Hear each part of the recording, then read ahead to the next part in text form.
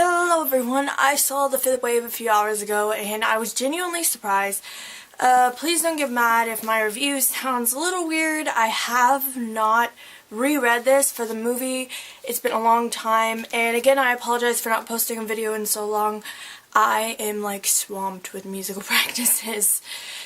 So, the fifth wave, if you have not seen the movie, I would say you should leave now, because going into it a little blind with low expectations will be great for you. Great for you. I loved it, and I'm not sure if I had high expectations and I would have come in with those high expectations, I don't think I would have loved it as much as I do now, because I was so low that it was like anything would blow me out of the water, but they did so well. The cinematography was great, the acting was great. I don't want to spoil you, so if you haven't read the book or seen the movie, bye-bye. So the fifth wave, I was a little interested to see how they were going to do it, because in the trailer it was like each wave was happening in the movie, and it's like when we see Cassie in the book, she's discussing the waves and we kind of see the aftermath, but it's not like we're living in the waves, if I remember correctly. So seeing how they did it on screen was amazing, from when she goes into the store and she shoots the guy because she thinks he has a gun, but he doesn't really. And then just the whole execution, they casted Evan perfectly. He was exactly how I pictured him in the book. At first I was kind of like, he's a little too good looking, but then like as he went on, he was amazing. Zombie, Ben, I loved him. He just had that, when they first cast him, I was like, well, he's kind of supposed to be like one of those good looking guys. And like, to me, Benedict Cumberbatch is like, honey, I love Benedict Cumberbatch. So I'm like, hey, no, Benedict Cumberbatch, when do I ever say it? So I'm watching the movie, and slowly as it goes on, I start to remember my picture of Zombie when I first read The Fifth Wave. And it was insane how much they looked alike. Nugget, aka Little Sammy, was heartbreaking and adorable. I literally sat in my chair and I was struggling not to like get up and leave when they're putting them on the buses, because I knew what was gonna happen. And stupid Cassie goes back for that bear. My dad went to see it with me and he made a really good comment. He was like, why does she carry this bear around everywhere? I understand, because Sammy like loves it and he wants it, but at the same time, like, really, would you have a hold of that entire time? You're almost dying. You find out your boyfriend is a freaking other. It's like, would that really be your top priority? And it was like constant time she would set it down, almost die. Somehow she would end up with her bag and everything. And I really, really appreciated Chloe Grace Moretz in this. I'm sorry I'm everywhere. I've had so much caffeine today because I'm exhausted, and then it's really late. But I wanted to give you guys my first reviews. Well, Chloe Grace Moretz, I've seen her act in other things, and sometimes she's amazing, and sometimes she's kind of But I've watched a little bit more interviews in the couple hours since I've seen the movie, and I really think that she was invested in this book. Like, if I stay, she was an okay Mia, but I didn't feel the way I felt when I read the book. Almost like on Dance Moms, when I know I watch that. I don't watch any other reality show, but when Abby tells Kendall, like, you can't take me to that dark side, you can't take me to that place where I feel it. That's how I felt with Chloe Grace Moretz. It's like Cassie endures so much in this book, and so much pain and heartache, and we have to be able to see that on her face and in her words and in her actions. But I was pleasantly surprised. From the opening scene on, you could see Cassie stumbling kind of, and when she goes into the shop to grab things and then shoots the guy because she thinks he has a gun. Well, you could see the turmoil on her face. You could see her running out of breath as she ran, and just her reactions to sounds that she heard. I think the best acted scene, which this is gonna sound terrible, but when she hurts her leg because she got shot, and she's wakes up in this random bed, and she doesn't know where she is, what's going on, but someone has helped her. And you can kind of see in her face that she's thankful but terrified. Like, whoever did this for me is so nice, but where am I? And just how she decides to fall asleep, you can almost see that on her face.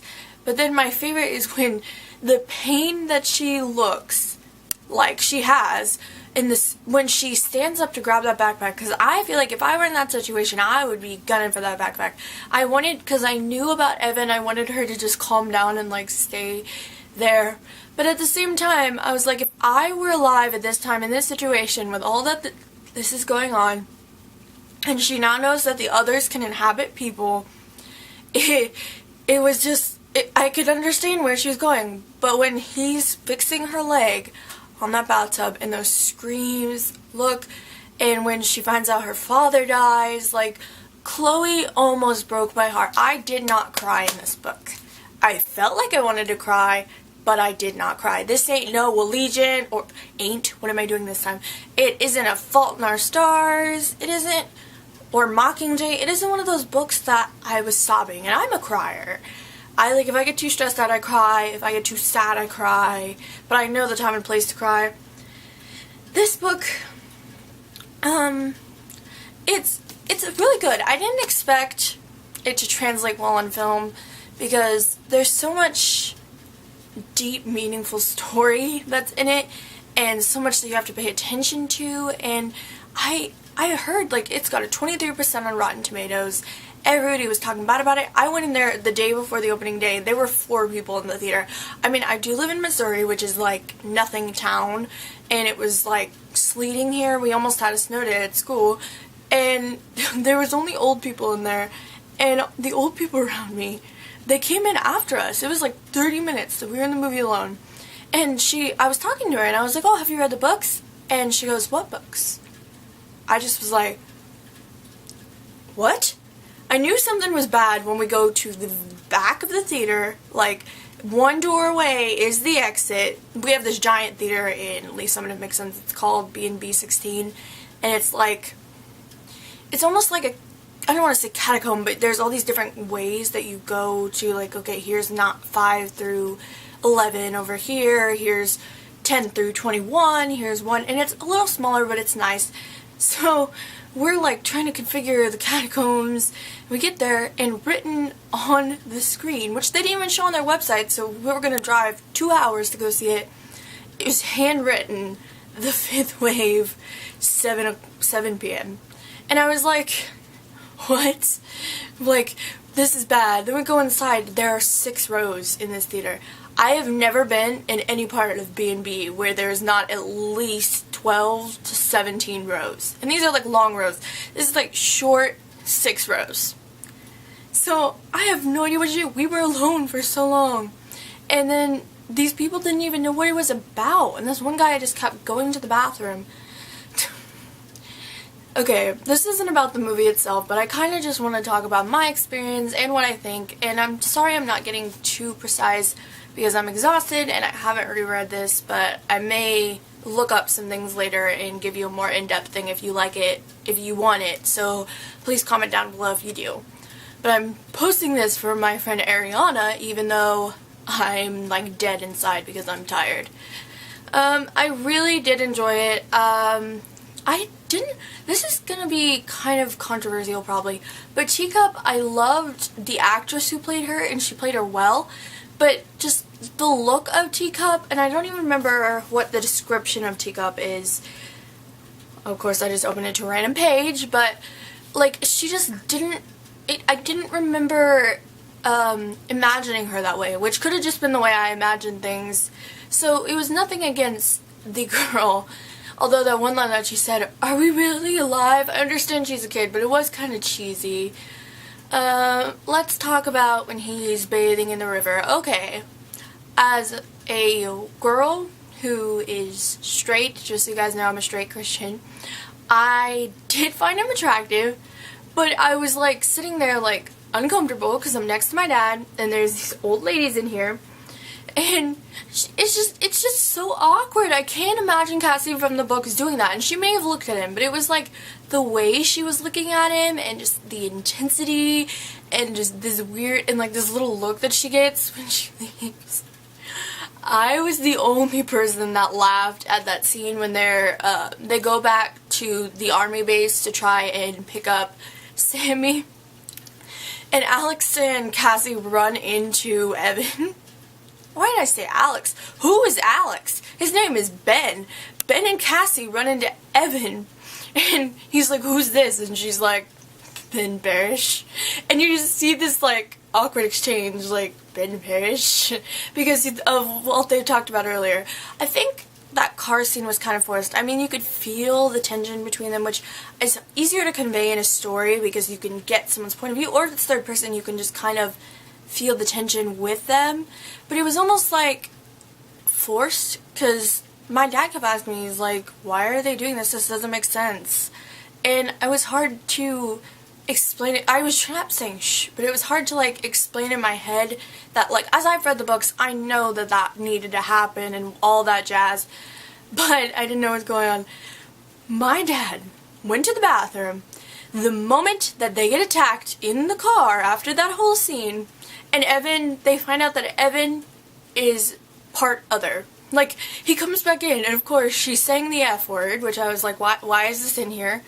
I don't remember that being in the book, but I usually skip over cuss words. I don't even know, so I can recognize them. I don't even know how. So he comes back and he's like, why everyone in the room, which is like 12 people, are all like upset and everything. What's going on? I can speak. I just hit myself in the face. So I have to try and like whisper it to him because I'm like, dude, we're in a movie. I have never seen this before. This is the day before it came out. Shut up.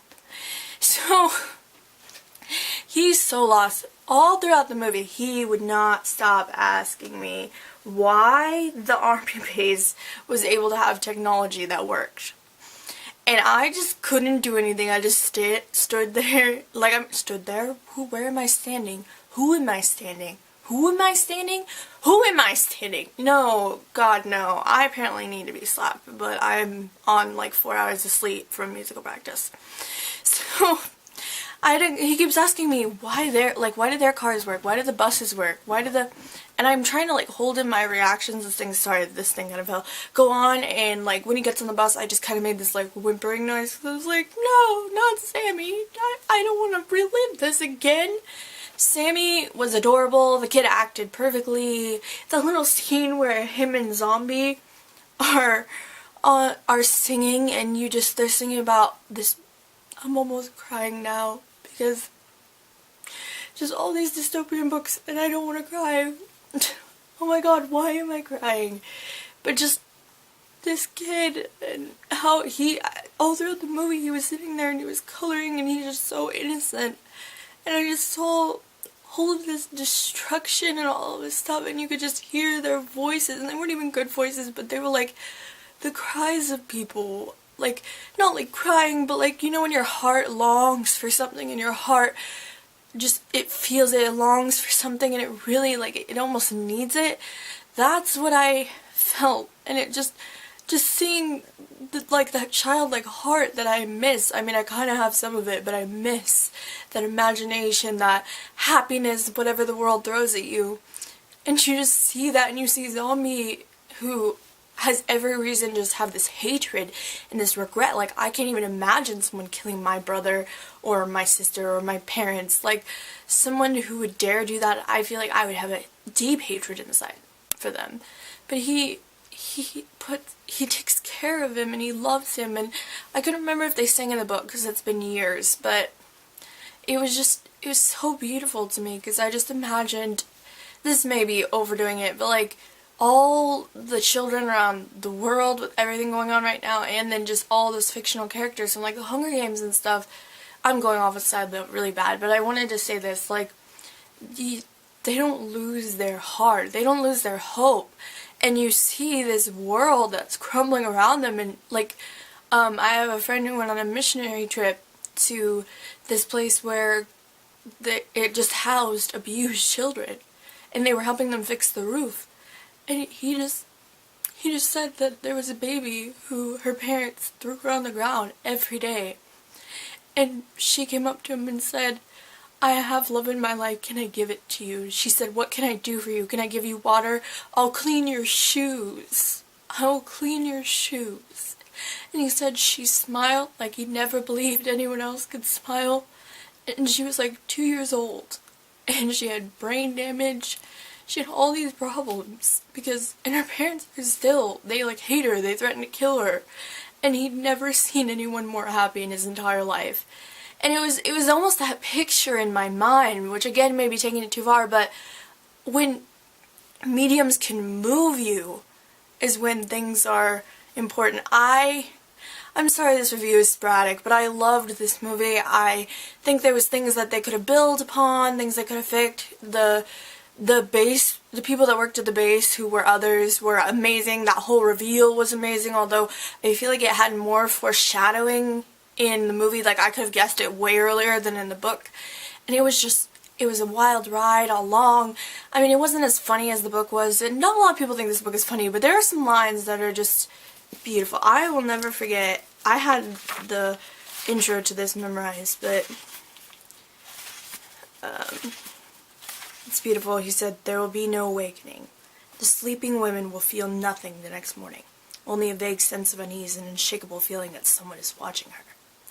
Her anxiety will fade in less than a day and will soon be forgotten. The memory of the dream will linger a little longer. In her dream, an owl perches outside the window staring at her through the glass with huge rimmed eyes. She will not awaken. Neither will her husband beside her. The shadow falling over them will not disturb their sleep. And that shadow has come for the baby within the sleeping woman will feel nothing. The intrusion breaks no skin, violates not a single cell of her body or the baby's body. It is over in less than a minute. The shadow withdraws. I want to keep reading, but just that imagery and everything is so beautiful. And then you turn to chapter 1 and it says, aliens are stupid. And to me that was just so comical, because when I first picked this up I was like, oh my god, this is so beautiful but terrible at the same time. And it's so well written. And then I open up chapter 1 and aliens are stupid. Like, yeah. I mean, it was really interesting to see all these different generations that were in there, because there was like a 5-year-old kid, there were a whole bunch of old people, there was me and my dad, and kind of just see, also from the perspective of someone who knows the books, and a perspective of someone who doesn't.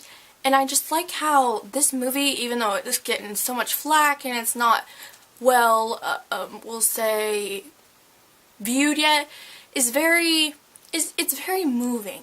And it almost transcends generations.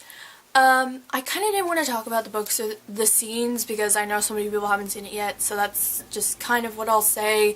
If you want more later, talk to me, so I will see you guys later. Goodbye!